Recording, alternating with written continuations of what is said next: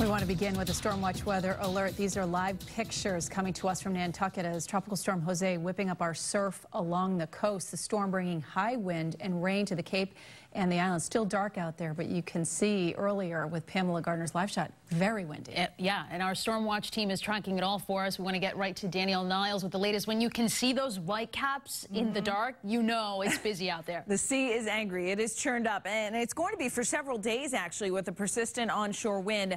And keep in mind, that's a couple hundred miles away from the center of Jose, which has 65-mile-per-hour winds right now and is moving to the northeast at 8 miles per hour. So along that track is going to pass well south and east of Nantucket here over the next 24 to 48 hours. We do have some downpours out there, too. It is pouring on the Vineyard right now, north side of the island, stretching back up to some lighter activity from Falmouth to Woods Hole, back up to Pocasset. Right now, you're getting a little bit of rain. One little band that was just over South Yarmouth is done, and that's kind of the story here. You get underneath one of these downpours, it pours, you can barely see, and then you get out of it here. So southeast of Carver, we got one little lone downpour along Route 44. Whitman stretching back up to South Weymouth. We have a couple of downpours from South Weymouth back up towards Hingham and Scituate and Cohasset, and then just a couple sprinkles here right along Newburyport and Plum Island. So for a lot of us, today just ends up being a raw, kind of wet day with areas of periodic rain and a gusty wind.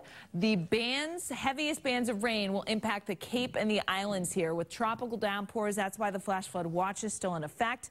This is the map tomorrow. I do anticipate some sunshine breaking out through the interior, although some stubborn clouds from the south shore to the Cape and even some lingering showers on Cape Cod are likely through the day on Thursday. So rainfall totals for a lot of us, nothing to write home about here, but there may be some localized totals, 3 to 5 inches from the outer Cape back down to Nantucket if you get stuck under some of these tropical downpours. And for that reason, the flash flood watch continues there. Meantime, the wind is gusting out there, but I mean, a lot of these are not even tropical storm force winds just yet. The wind is just starting to ramp up a bit.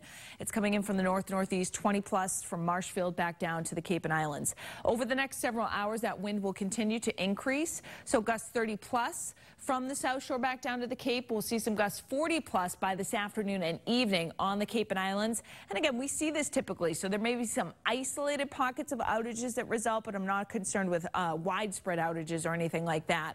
The thing is, too, tomorrow afternoon, that wind is going to stay strong, gusting 40 plus on the Cape, and that's why we're concerned with that persistent onshore wind staying with us, that the seas will be built. The significant beach erosion is going to be a problem from the south shore back down to the outer Cape and Nantucket, especially for minor coastal flooding and splashover. Speaking of Nantucket, Pamela's been out there this morning, and I'm glad we can finally see some of the waves behind you in that shot earlier, Pamela, because they've been building, and this is kind of like a nor'easter. It's going to be for several days in a row that we deal with this wind and the wave action. Yeah, and it's going to continue to build and build over the coming days, and that's why we're not just done yet. This is just getting started. It's going to be a long-duration storm with multiple tide cycles that we're going to have to watch for that minor flood threat. Now, as we take a look at some of the video from earlier, we shot just after high tide. We did not see any flooding here on the island, but we did see a little bit of erosion starting to carve out some of the sand and the cliffside, and this is going to be the biggest concern later today as we see the wave heights between 10 up to 20 feet just offshore.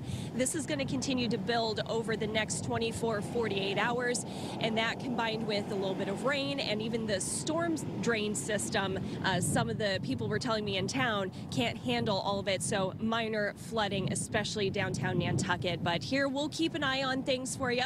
Coming up in the next half hour, we'll talk about some current conditions and we'll go through those high tide times along the coast. So for now, back to you, Danielle, in the studio. We're also keeping watch of Hurricane Maria. This is just an incredible storm. Catastrophic, Pamela, you're right. Puerto Rico just getting slammed right now. Maria has lost 5 miles per hour in terms of its sustained wind, so it is now classified as a Category 4 hurricane. Nonetheless, it is just massive here, devastating, and moving to the northwest here at 10 miles per hour, going to be impacting Puerto Rico through the day today, and then moving just east of the Turks and Caicos as a major hurricane, spinning well east of the Bahamas, which is good news. They'll still be impacted by some of the outer bands, and then by the time we get to the start of next week, overnight, Sunday night. Still a Category 2 storm splitting Bermuda and the East Coast. Keep in mind there's still that cone of uncertainty and we're still several days away, but the question becomes, where does Maria go after that? And there are signs that Jose, which is going to kind of stall to our south, may actually help to kind of cause Maria to go out to sea,